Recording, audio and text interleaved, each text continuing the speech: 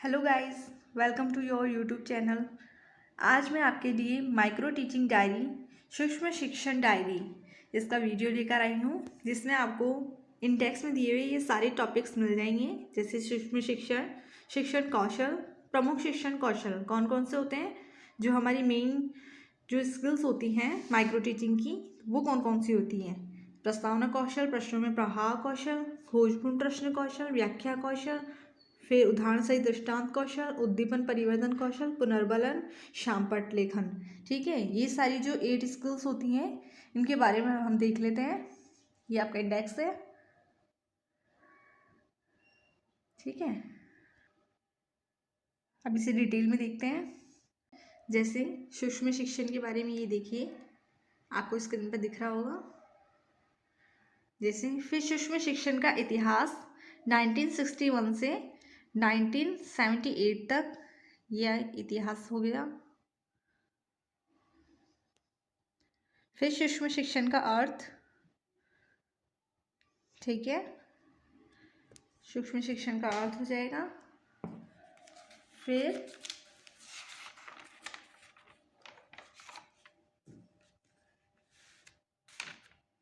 ये अर्थ हो गया यहाँ तक। फिर सूक्ष्म शिक्षण की परिभाषाएं, ठीक है, डेफिनेशंस लिखेंगे फिर सूक्ष्म शिक्षण की, माइक्रो टीचिंग की BM शॉर के अनुसार, एलन के अनुसार। फिर सूक्ष्म शिक्षण की अवधारणा, कॉन्सेप्ट लिखेंगे इसका।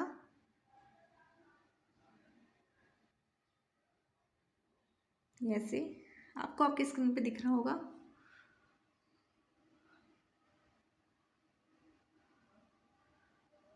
फिर सूक्ष्म शिक्षण के उपयोग, ठीक है,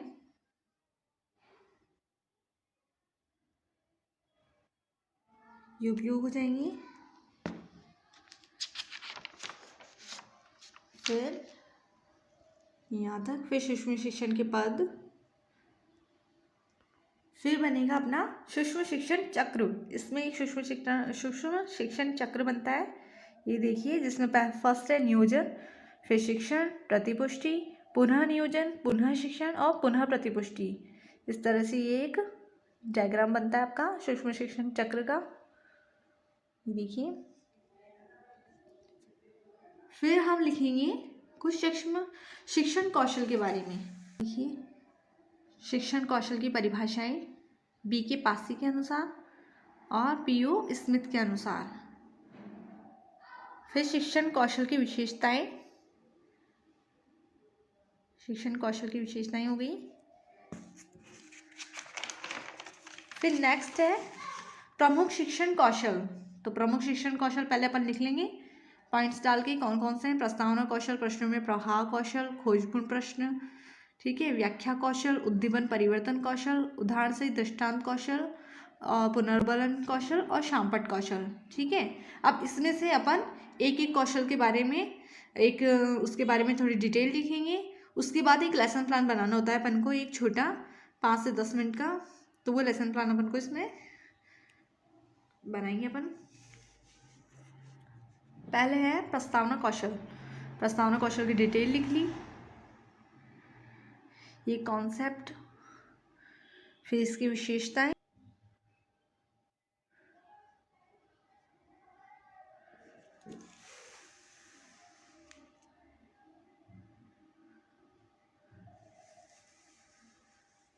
फिर इसके घटक, ठीक है, प्रस्तावना कौशल के घटक। अब हम बनाएंगे इससे एक पाठ योजना, पाठ प्रस्तावना कौशल, सूक्ष्म पाठ योजना बनाएंगे एक पाठ प्रस्तावना कौशल के ऊपर। तो सबसे पहले हम लिख लेंगे कक्षा, विषय, प्रकरण, दिनांक, कालांश, अवधि। कक्षा जो आप ले रहे हैं, विषय जो आपका सब्जेक्ट है, फर्स्ट ईयर में जो सब्जेक्ट है या सेकेंड ईयर में जो आपका सब्जेक्ट है BA में, B.Ed में, तो वो आप सब्जेक्ट इसमें मेंशन करेंगे। और फिर टॉपिक किस टॉपिक पे ले रहे हैं, जैसे नागरिक शास्त्र में सिविक्स के अंदर निचली अदालतें एक टॉपिक है, तो इस टॉपिक पे बनाया गया है प्रस्तावना कौशल। और अवधि अपनों ने 5 मिनट्स की रखी है। ठीक है, इसके अंदर 3 कॉलम्स बना लेंगे, क्रम संख्या, छात्र अध्यापिका क्रिया और छात्र क्रिया। इसमें क्या होता है, फर्स्ट चीज़ अपन को मेनली ये ध्यान रखनी होती है कि इसमें सारे क्वेश्चन जिगजैग फॉर्म में बने होने चाहिए। मतलब जो फर्स्ट क्वेश्चन का आंसर आ रहा है उसी से सेकंड क्वेश्चन अपना बनना चाहिए, और सेकंड क्वेश्चन से जो आंसर आएगा उससे थर्ड क्वेश्चन, इस तरह से सारे एक जिगजैग फॉर्म बनना चाहिए अपना, ठीक है। और सेकंड जो इसमें ध्यान रखना होता है वो है कि जो पहले वाले क्वेश्चन होते हैं 4-5 आप ले सकते हो, तो वो बच्चों के पूर्व ज्ञान पर आधारित होने चाहिए, मतलब बच्चों को पहले आने चाहिए, तो उनका इंटरेस्ट बनेगा। जो अपना टॉपिक है लास्ट क्वेश्चन वो होना चाहिए जो अपने टॉपिक लिया है, जैसे निचली अदालतें, तो जो अपने टॉपिक लिया है वो बच्चे उसका जवाब दे ना पाए तो वो अपना समस्यात्मक प्रश्न हो जाएगा। तो उसी को अपन उद्देश्य कथन पर बोल देंगे कि आज हम निचली अदालतों के विषय में विस्तार पूर्वक अध्ययन करेंगे।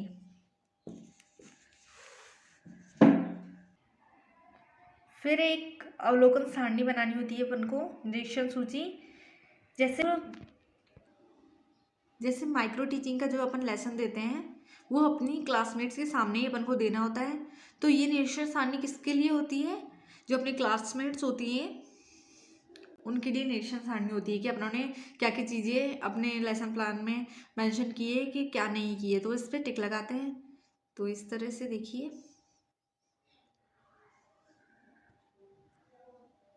फिर उनके सिग्नेचर हो जाएंगे यहाँ पे आपकी क्लासमेट की।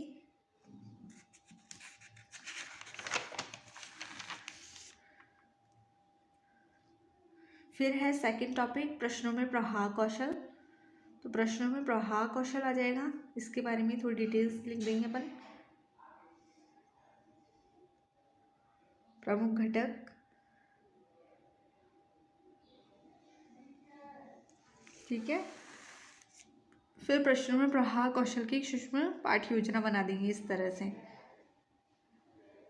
इसमें क्या होता है प्रश्नों में प्रवाह कौशल में कि अपन जो भी प्रश्न लेंगे, जो क्वेश्चंस लेते हैं अपन, उसमें एक तरह का फ्लो होना चाहिए। जैसे अपनों ने फर्स्ट क्वेश्चन पूछा तो सेकंड क्वेश्चन आ गया, सेकंड क्वेश्चन का आंसर आते ही अपनों ने सेकंड क्वेश्चन का आंसर आते ही थर्ड क्वेश्चन पूछ लिया, थर्ड क्वेश्चन का आंसर आते ही फोर्थ क्वेश्चन पूछ लिया। इस तरह से एक फ्लो बनता हुआ चलना चाहिए, तो एक प्रवाह होता है। तो अपन कितने भी क्वेश्चन ले सकते हैं, 9-10 आपको जो लेने हैं उनको एक प्रवाह में आप पूछिए, किसी भी टॉपिक्स पे हो सकते हैं, वो देख लीजिए। इस तरह से आपको और समझ में आ जाएंगी। जैसे मैंने लिए हुए हैं ये 9 क्वेश्चंस लिए हुए हैं, इनमें एक प्रवाह बना हुआ है, ठीक है।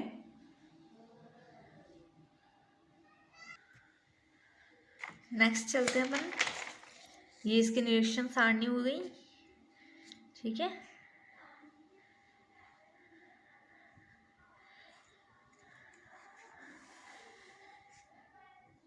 ये खोजपूर्ण प्रश्न कौशल, ठीक है। थर्ड स्किल है खोजपूर्ण प्रश्न कौशल। इसकी अवधारणा कॉन्सेप्ट लिख देंगे, फिर इसके जो मुख्य घटक है इनके बारे में लिख देंगे।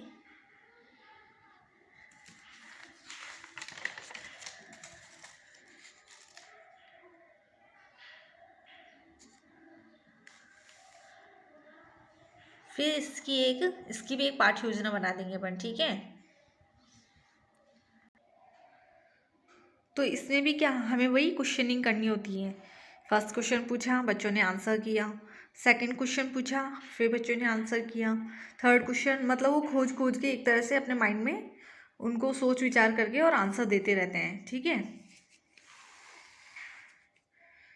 किसी भी टॉपिक पे आप क्वेश्चंस ले सकते हो, इसमें भी 8-9 जो भी लेने हैं, और फिर उन्हें ऐसे लिख दो, वो खोजपूर्ण प्रश्न हो जाएंगे। और उसकी एक अवलोकन सारणी, निरीक्षण सारणी बन जाएगी, ठीक है। नेक्स्ट स्किल है व्याख्या कौशल, ठीक है। अब इसके बारे में पहले कॉन्सेप्ट लिख दिया इसका। इन सब के बारे में क्या होता है, पहले थोड़ी थोड़ी डिटेल्स लिखनी होती है अपन को। ये मुख्य घटक, चाहे अपन शॉर्ट्स में लिखो, एक पेज में लिख दो, चाहे अवांछित व्यवहार। अब इसकी सूक्ष्म पाठ्य योजना कैसे बनाएंगे हम, जैसे एक प्रकरण, एक टॉपिक लेंगे हम, उस पर क्या करना होता है, हमें एक्सप्लेन करना होता है पूरा उस टॉपिक को।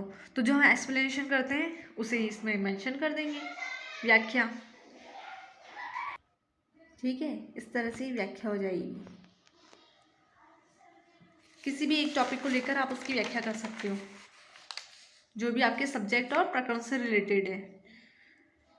फिर है उदाहरण सहित दृष्टांत कौशल। इसमें भी वही, पहले कॉन्सेप्ट लिखेंगे अवधारणा, फिर उदाहरणों को प्रस्तुत करने हेतु साधन और शाब्दिक साधन और शाब्दिक साधन, मतलब जो अपन एग्जाम्पल, इसमें क्या होता है, एग्जाम्पल देने होते हैं।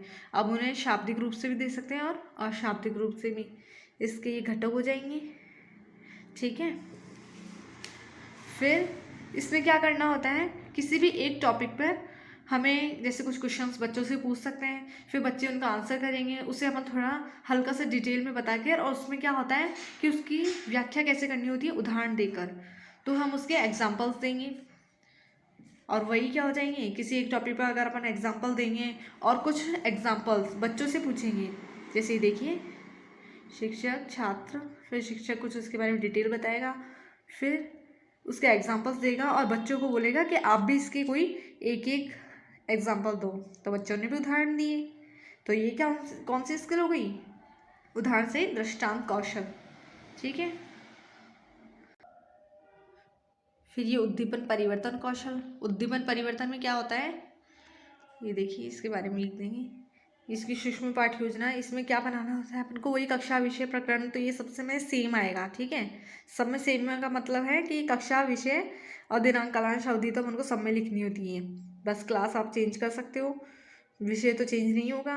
विषय तो जो आपके पास है फर्स्ट या सेकेंड ईयर में वही रहेगा, टॉपिक आपका चेंज हो जाएगा, ठीक है।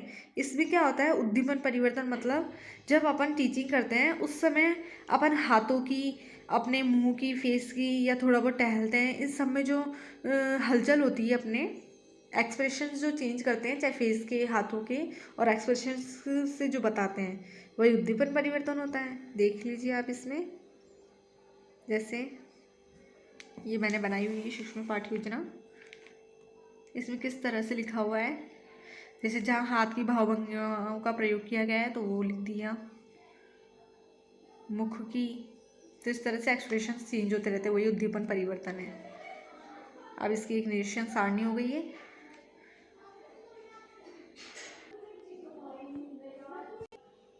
अब है पुनर्बलन कौशल, ठीक है। ये इसकी कॉन्सेप्ट, प्रकार, घटक, ये डिटेल्स में लिख देंगे थोड़ा। फिर इसकी एक पाठ्य योजना बना देंगे 5 मिनट की। जैसे अब उन्होंने टॉपिक ले लिया कानून, तो इसमें क्या होता है कि पूछना तो इसमें भी वही क्वेश्चंस हैं, बस स्किल्स में ये चेंज हो जाता है। जैसे पुनर्बलन कौशल है, तो पुनर्बलन मतलब अपन जो प्रतिपुष्टि देते हैं बच्चों को क्वेश्चंस पूछते वक्त, और जो बच्चे उनका आंसर देते हैं, तो अपन एक मोटिवेट करते हैं उनको। जैसे आपने क्वेश्चन पूछा, बच्चों ने उसका आंसर सही दिया, तो अपन बोलेंगे बहुत अच्छा। किसी में बोलेंगे तुम्हारा आंसर सही था, ठीक है, शाबाश, बहुत अच्छे, है ना। इस तरीके से जो अपन पुनर्बलन को देते हैं, तो क्वेश्चंस तो वही आप सेम ही रखेंगे इस तरह से, और नीचे मेंशन कर देंगे जैसे बच्चे ने आंसर दिया तो उसके बाद बहुत अच्छा। फिर सेकंड क्वेश्चन का आंसर दिया किसी ने, हाँ तुम्हारा उत्तर सही है। इस तरह से अपन पुनर्बलन देते हुए जाएंगे। तो इसमें भी क्वेश्चंस लिखने होते हैं किसी भी एक टॉपिक को लेकर।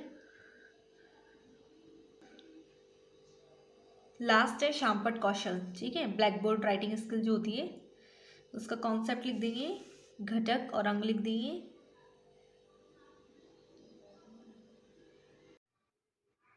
गाइस, अगर आपको ये वीडियो हेल्पफुल लग रहा है तो आप लाइक और सब्सक्राइब जरूर करें, ठीक है। इसमें सूक्ष्म शिक्षण कौशल का पाठ्य योजना क्या होता है, इसमें सिंपल होता है कि अपन कोई भी एक टॉपिक लेकर, और जैसे उसे एक्सप्लेन वगैरह ना करके, एक्सप्लेन करना है इसमें थोड़ा बहुत, पर किस तरह से, ब्लैक बोर्ड से, जो भी अपन टॉपिक ले रहे हैं तो उससे रिलेटेड कोई चार्ट बना दिया, ठीक है, या फिर कोई डायग्राम बना दिया, और उसके बारे में कुछ इंपॉर्टेंट पॉइंट्स लिख दिए, तो ये अपनी, और उसे ब्लैक बोर्ड पर लिखा उन्होंने, तो क्या हो गया, शामपट लेखन कौशल हो गया, ब्लैक बोर्ड राइटिंग स्किल हो गई अपनी, बस सिंपल यही होता है इसमें, इस तरह से, ठीक है। और फिर शामपट कौशल की निरीक्षण सूची हो गई।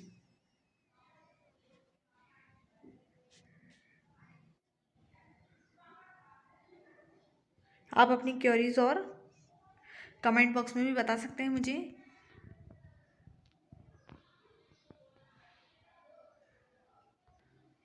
सो गाइस, मैंने आपको इंडेक्स के सारे टॉपिक्स कवर करवा दिए हैं इसमें आपको, ठीक है। वीडियो अगर आपको अच्छी लगी हो, हेल्पफुल लगी हो, तो लाइक और सब्सक्राइब जरूर करें। Thank you.